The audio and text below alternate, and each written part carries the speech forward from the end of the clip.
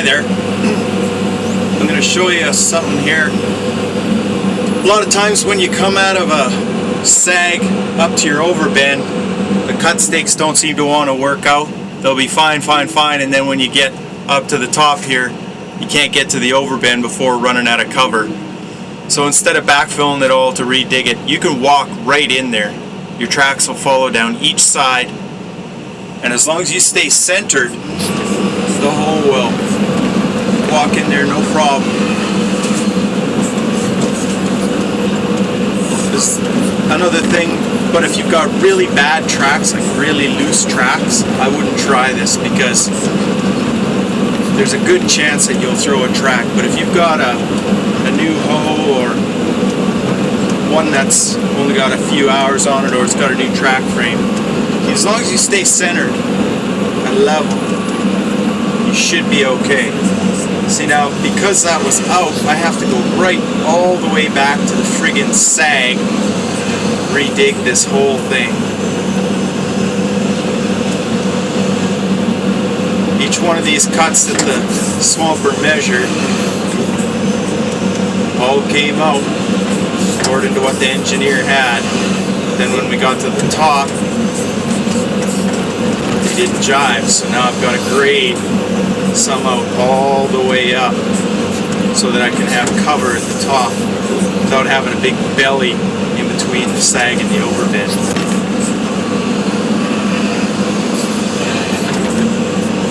It's a real pain, but it happens more than it doesn't.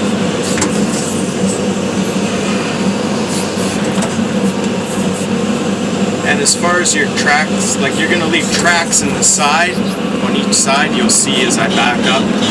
They're not going to hurt anything unless, you know, you've got a shaky ground or something. And if you had shaky ground, you wouldn't want to be doing this anyways. I'd only do this under pretty much ideal ground conditions, where you run the risk of getting your hoe jammed up in there and stuck.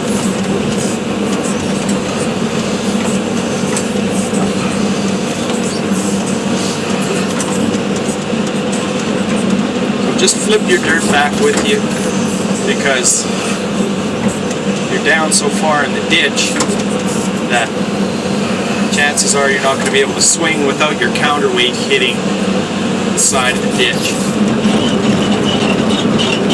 Make sure you back straight up on your tracks. Don't get cockeyed.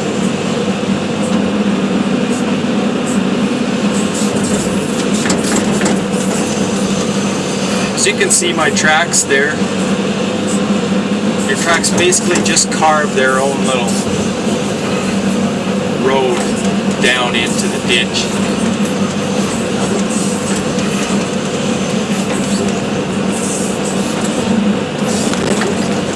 And you just have to rebrush your slopes a little bit. If you want, you can take those tracks right out. They're not going to hurt anything. You'll still have safe slope. Should. You have to regrade it a little bit because you're going deeper, well then you'll have to regrade it, I guess.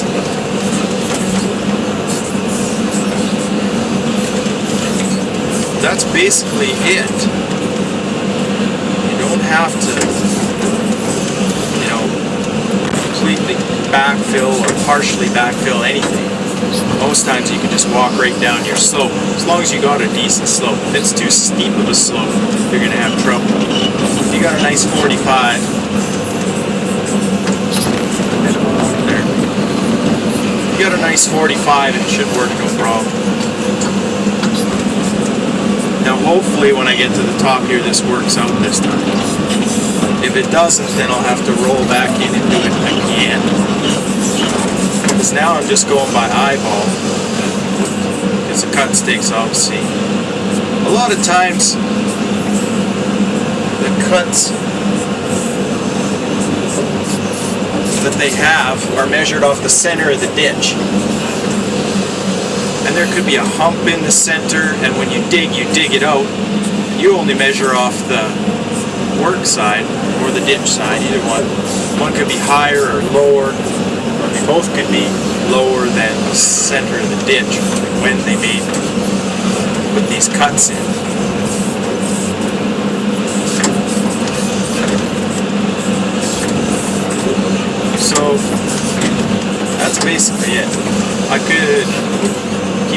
and show you what it looks like at the end, I guess, if you don't want to wait that long.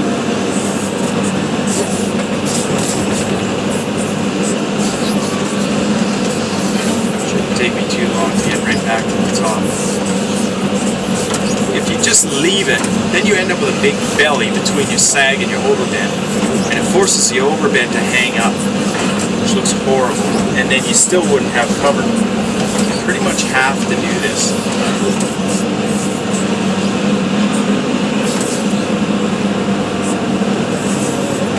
If you do have a good engineer though, most times you won't have to do this because a good engineer can make a whole operator look really good because all his stuff fits, but a poor engineer can make a whole operator look really bad. Because everybody knows when you dig something, it doesn't matter if it was engineered wrong. The first thing somebody says when they come and look at the ditch and it doesn't fit or something's hanging, oh, the whole operator dug it wrong. It never fails. So to protect yourself from anybody whining about your ditch, just make sure you got it as close to perfect as you can get it.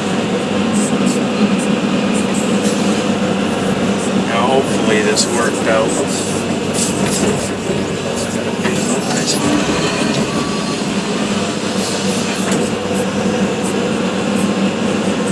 Show you one other trick I use. Not really a trick, just a tip. Like looking straight at the bottom of the ditch from here, it's tough to tell if there's a belly in it. You can look off this side here. But what I like to do is I like to spin the hoe over and look off of that side.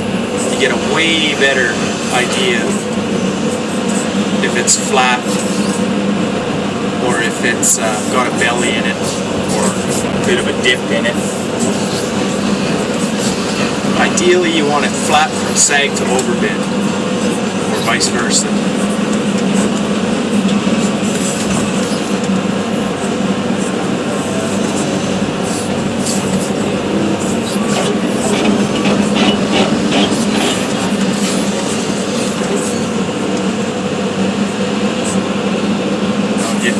Top here. It's looking better already. I think I got enough depth now. Before I didn't even have cover. Cut went from 271 to 221. Right about where the swampers' feet are there. 271 cut, and then back about 6 meters was the 221. I think I got her now.